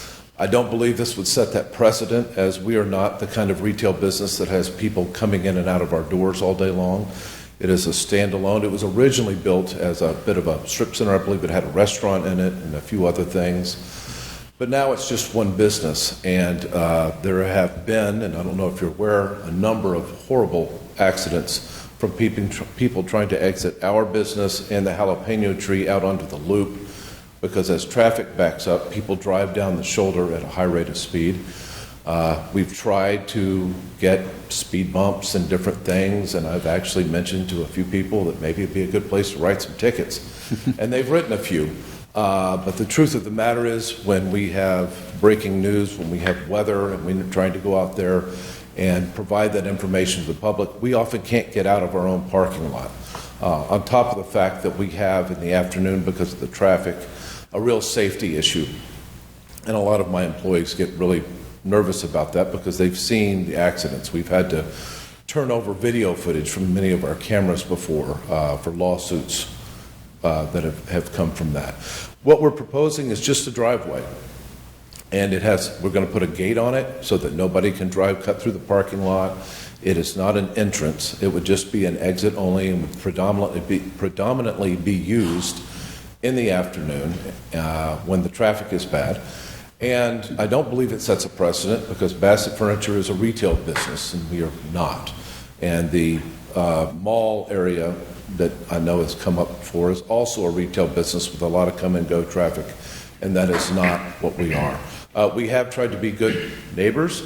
I've had a few phone calls over the last 8 or 9 years from people that have said one of your vehicles was driving in a way that we didn't like. I addressed it, except for the one that wasn't my station, and I did call the gentleman who ran that station. And we did take care of it because we had it on camera. But we are trying to be good neighborhood citizens, and we would appreciate if you could grant that for us, please. Any questions from Mr. Huey? How many employees do you have? typically? About 80. We're a 24-hour-a-day, 7-day operation, so they're never all there at one time. Okay. Our busiest time is kind of 2 to 5 in the afternoon, and that's also when the traffic seems to get crazy on the loop. Okay. And I think the city requirement would be 75 feet back from the loop. Is that correct? Yes, sir. I Yeah. believe that we're going to be even further back than that because we did not want to be too close up there. There's a mailbox that we don't want to move, but if you'll look at the plan, you can kind of see where the, if it's a backwards L, kind of where that joint is in the middle of the building. If you go straight across from that, that's kind of where we were going to put the driveway. There's a dumpster there right now, and we were going to remove that. And I'm willing to plant plants around it and be as good of a, make it as pretty and as good of a neighborhood citizen as we can. We just have a safety issue. Any questions for Mr. Huey? Thanks for your time and presence. Are there others who Thank you. wish to speak on this item? Yes, sir.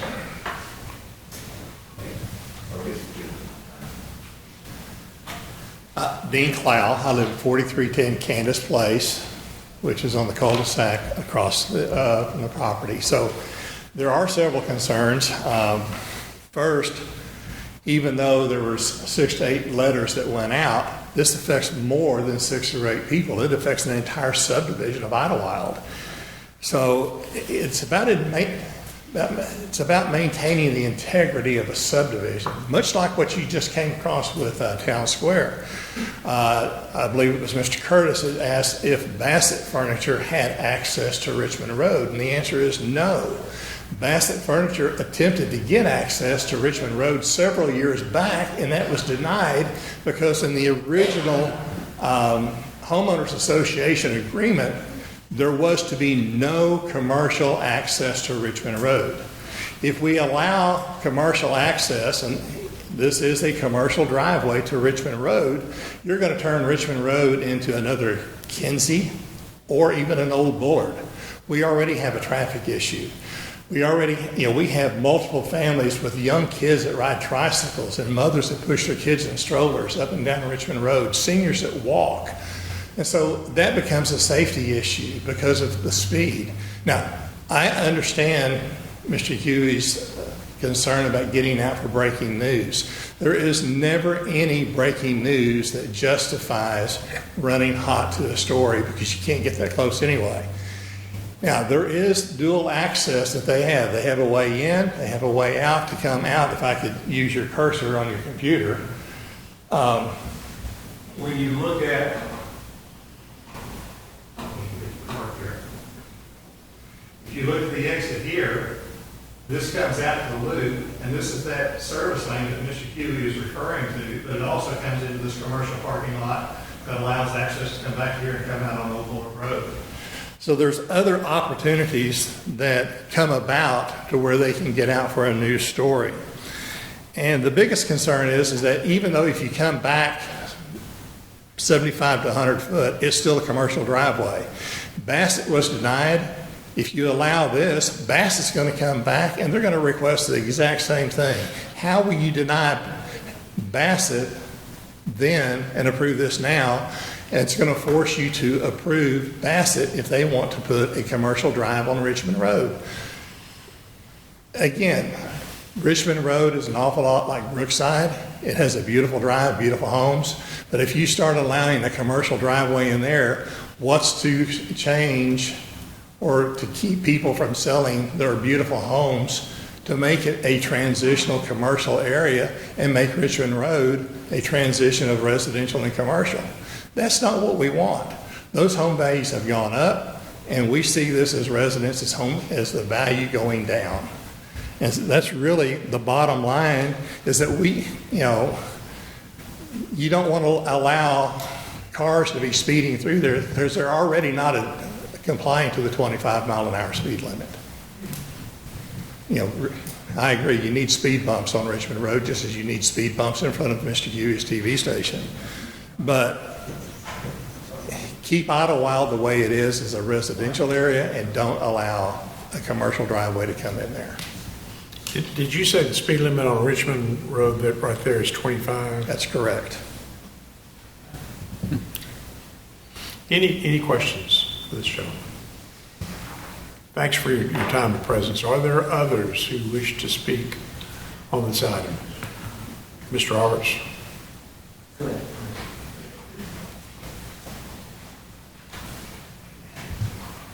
Good afternoon. My name is Carrie King, and I'm here with my husband, David, and we reside at 4411 Richmond Road.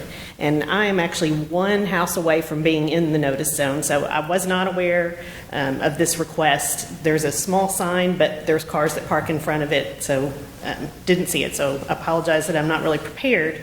But I can tell you that I have talked to, of the 4 neighbors that are in the zone, there's only 4 houses in that section.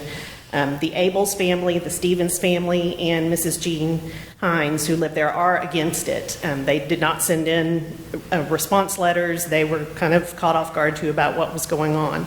The Toole family that does live right next door, I would assume they are against it, too. They have 2 young children, and they are outside playing in their yard all the time. As you know, we have a pool and park on Richmond Road on our street. There's families that run up and down, riding their bicycles, walking, going to the park, and I just am really against having more traffic on our street. I really do appreciate the safety issue that they're having. I would like to see maybe put some speed bumps on the shoulder, if we could do that. A couple of years ago, y'all added a turn lane onto Richmond Road, and what I think happens is cars back up past Richmond Road and use the turn lane that's supposed to go onto our street, instead speed up to Old Bullard. And so they're thinking that's the turn lane to Old Bullard when it is not. It's the turn lane to Richmond. So maybe a sign saying, do not block road, do not block the driveway, speed bumps, anything you could do to make it clear that that is not the turn lane onto Old Bullard Road. That is the turn lane only for Richmond. I think that would help as well. And again, I think it does set a precedent that this would be the first commercial business at that end of the road that would get a driveway in. The Hooper Shopping Center, they have tried in the past. I believe this is the 3rd time that the television station has tried this to get permission, and all 3 times it's been turned down. I don't see that there's any change. If anything, the traffic's worse, and we don't need more traffic on our street. I'm happy to answer any questions. Thank you for being here. Any questions for this lady? And thank you for your time and presence. Are there others who would like to speak?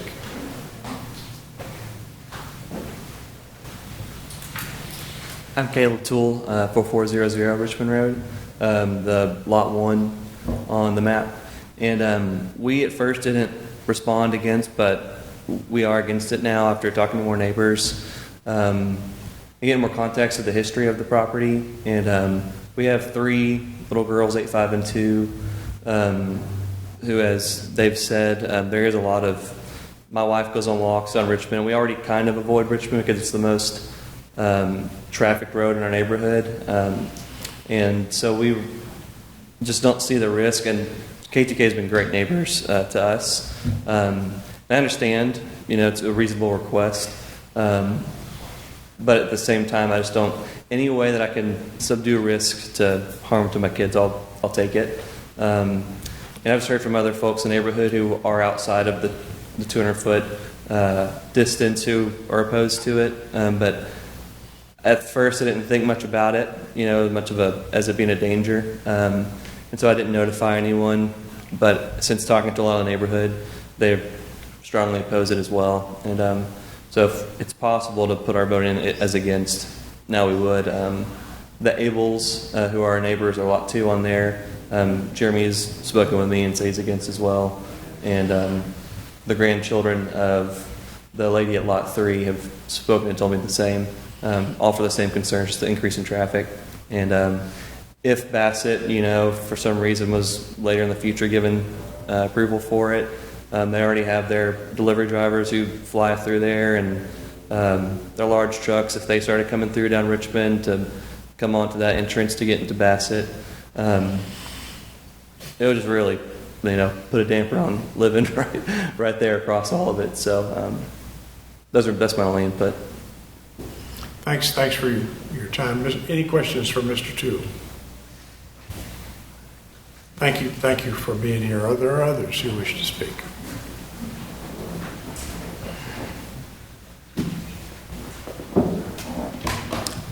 Good afternoon, Council. Thank you for your time in service to Tyler here today. This is not my first visit to City Council, but to P&Z, but let me introduce myself. Let me just stop you for a minute. Okay. For better or worse, we're not the City Council. We're just the Planning and Zoning. I misspoke. And I'm not the mayor. So I appreciate the promotion, but it's not warranted or deserved. So go ahead. I apologize. You shouldn't have needed to correct me, but I want to point out the most beautifully behaved grandchildren in the room. And this is their first visit to a P&Z meeting, so thank you.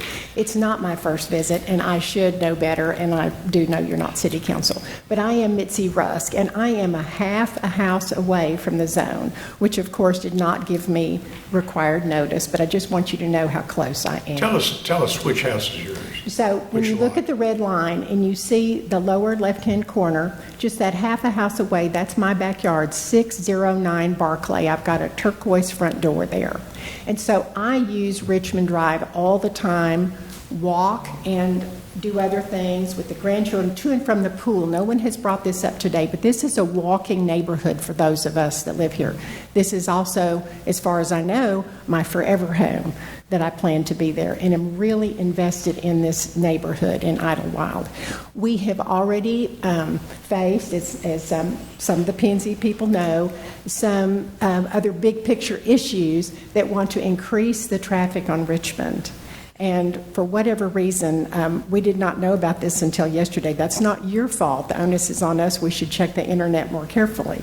But I do appreciate the speakers before that have brought up the idea of precedent. This is just not a good precedent for us. We have people waiting in the wings that also want to bring their traffic to Richmond, and we want to protect the safety of our neighborhood, and I so sorrow about the safety on the loop.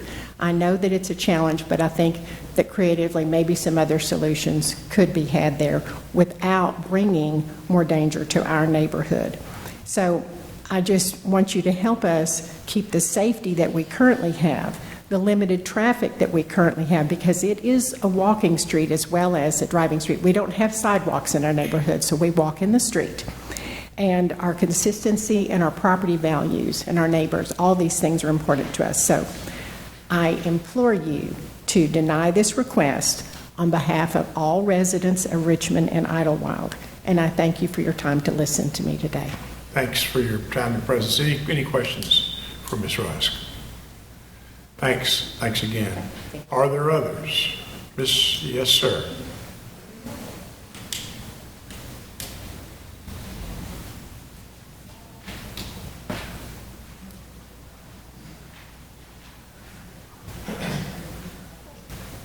Good afternoon, Council. Mark Stapp, 702 Dorchester Drive. We access our street and our home 95% of the time from Richmond Road. And yes, we've been here before over many of these same issues. There is a very good fix to this whole problem. And I'll get to that, but the additional congestion on Richmond Road is just out of the question. It just is.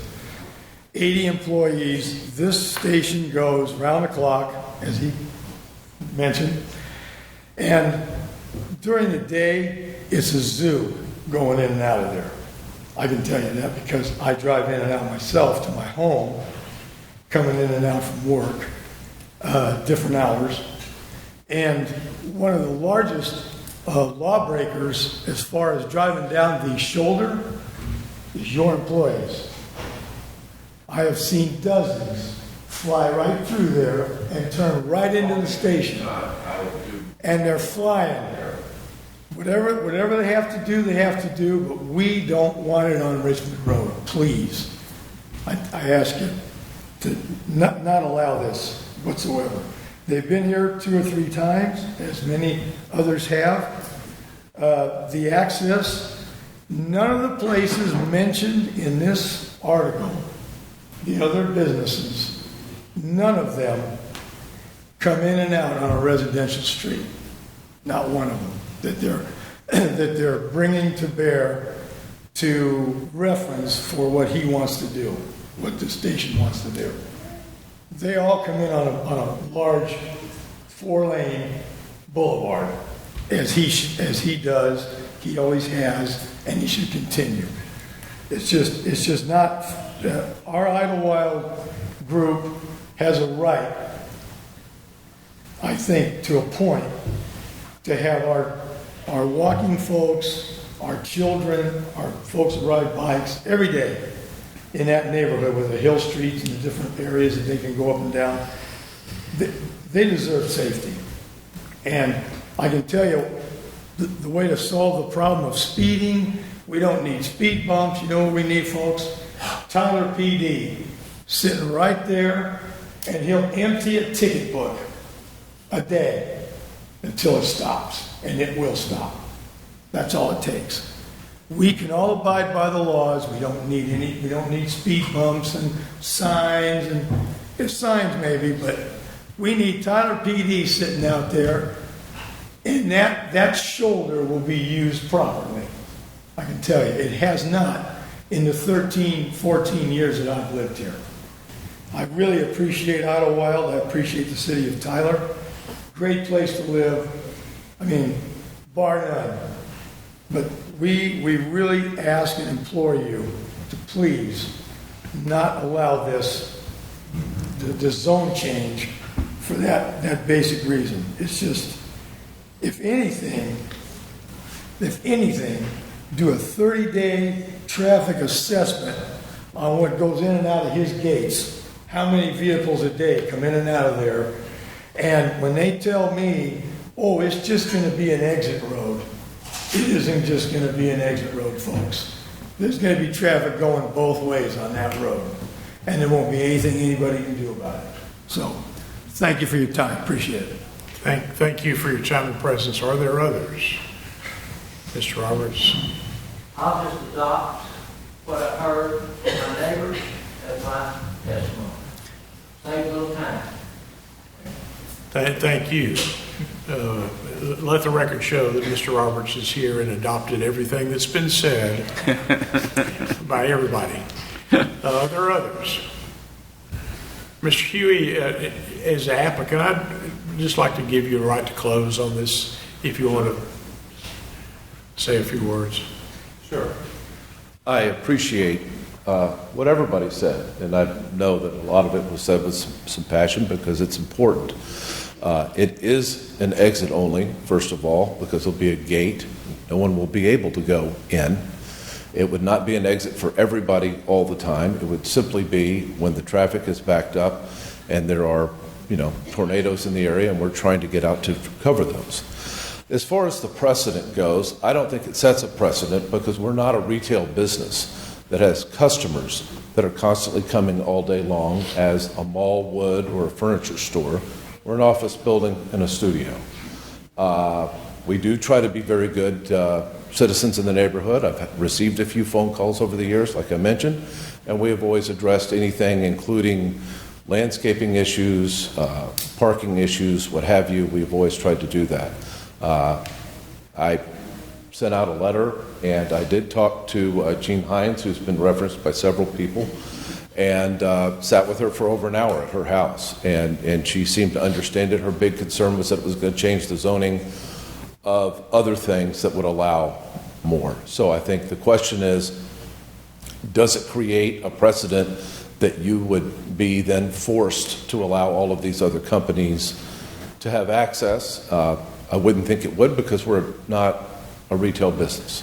As far as traffic on the loop, as far as the need for police, I have personally spoken to the mayor, to Ed Broussard, and to the chief, and have begged them to put police cars out there. I have seen some unbelievably horrible accidents. I understand that the state has a lot to do with what happens on there to some degree.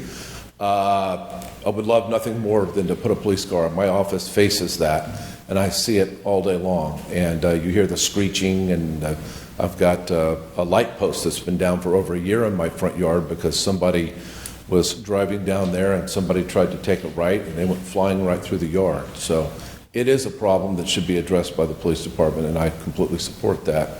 And I appreciate my neighbors taking the time to come speak. That's how it should work. Thank you, Mr. Huey. Any questions for Mr. Huey? I do. So how many employees, you said you have 80, but they're not all there at the same time. At any given time, how many employee cars do you think would be potentially accessing that road? You know, this is where it gets into a lot of guessing, and I know that is a hard thing to do, and you can't write so many cars per hour into a document. But I have 5 or 6 news vehicles that go out about 2 or 3 o'clock and come back, but they would come back through the front. I have probably no more than 30, 35 people there at any one given time. The first shifts, they show up at 2 to 3 o'clock in the morning, and again, they wouldn't be going in through there. Their shift ends between 12 and 2, depending on what they do.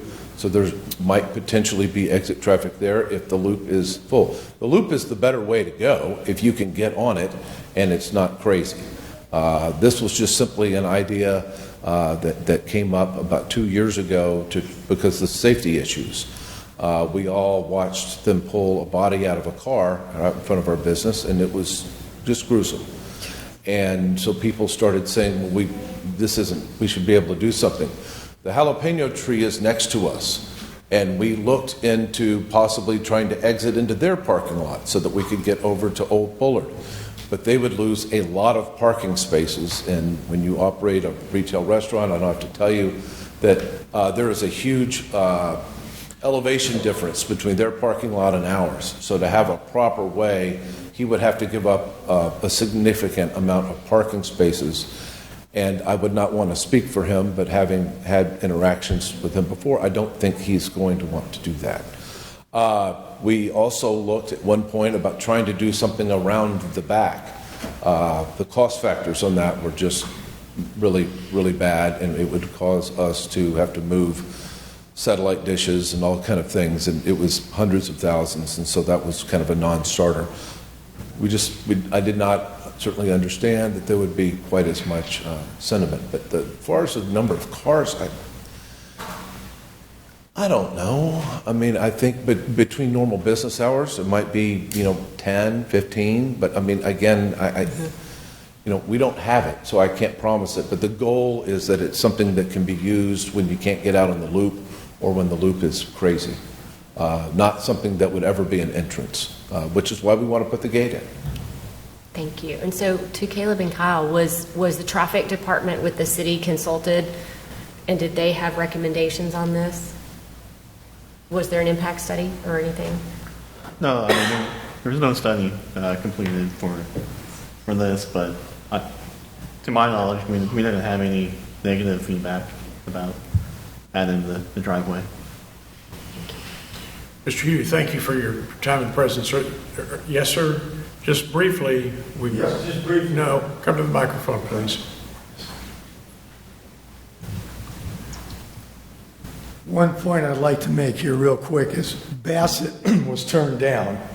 And I guarantee you, if you check the numbers of vehicles, he has way more coming in and out than Bassett does in a day. So I want to keep that in mind. Don't think for 1 minute Bassett's just rolling in and out of there, people going in and out of there 100 at a time.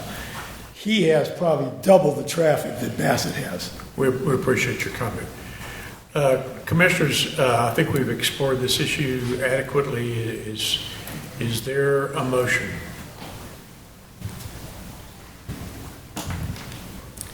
Mr. Chairman, I have a question. Go ahead. If it's all right. In an AR, if they were to sell that building and it was sold to a retail business, would would it have to come before us before that, anything would change, or is that, could somebody else come in there and start using that as a retail business? So with it being a PCD, a planned commercial district, I believe it's restricted to use, or the use is restricted. Okay. If not, that could be in addition to this to clarify that. I mean, that's the basis between why this is different than, at least in our mind, why it's different than, say, retail. The restriction on the west side, that PCD is for retail, which generates anticipated to generate more traffic trips per peak hour, just by virtue of the business type. That's a different.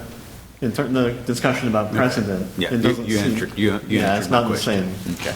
Yeah, so to clarify, you're saying this would not set a precedent for Not in our other mind. retail areas around? Correct. Okay. Because this is limited to, or can be limited to, the office. This this particular type of use, which has a lower traffic generation.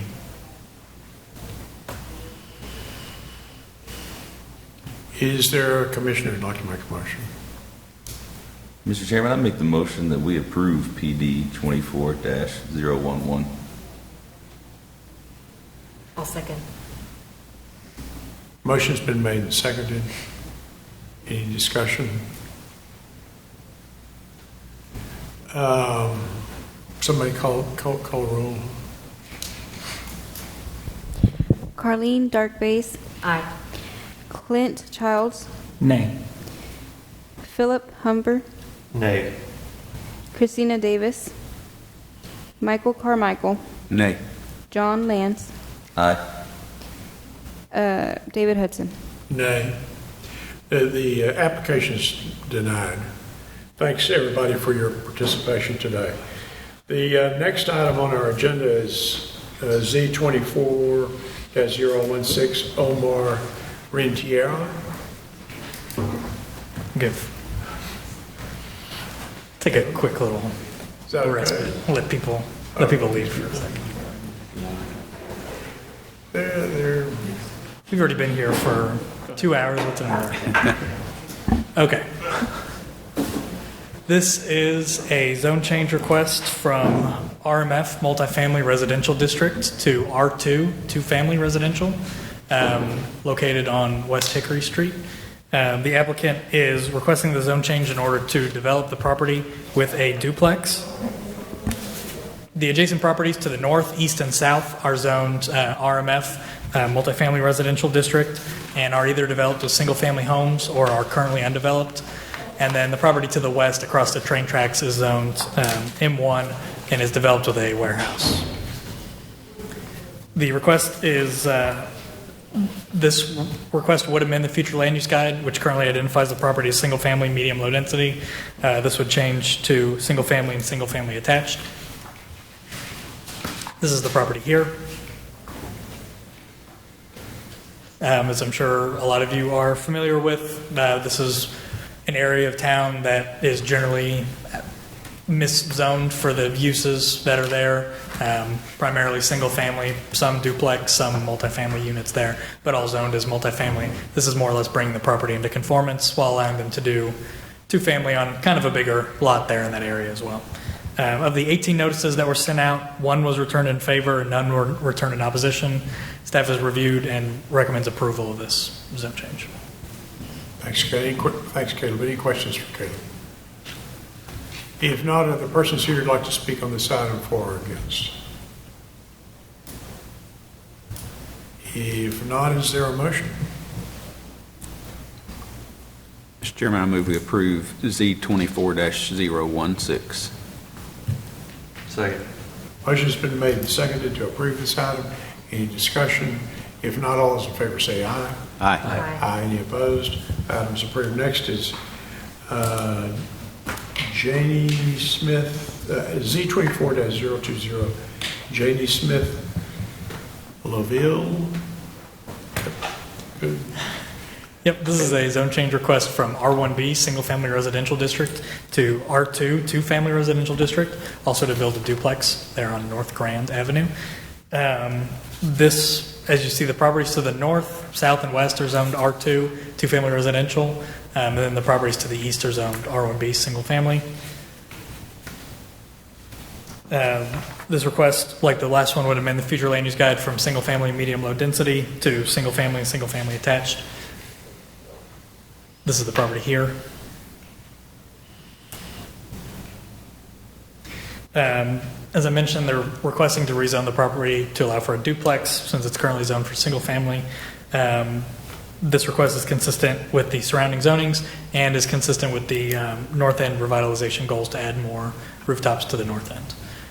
Of the 20 notices that were sent out, none were returned in favor or in opposition. Staff recommends approval of this zone change.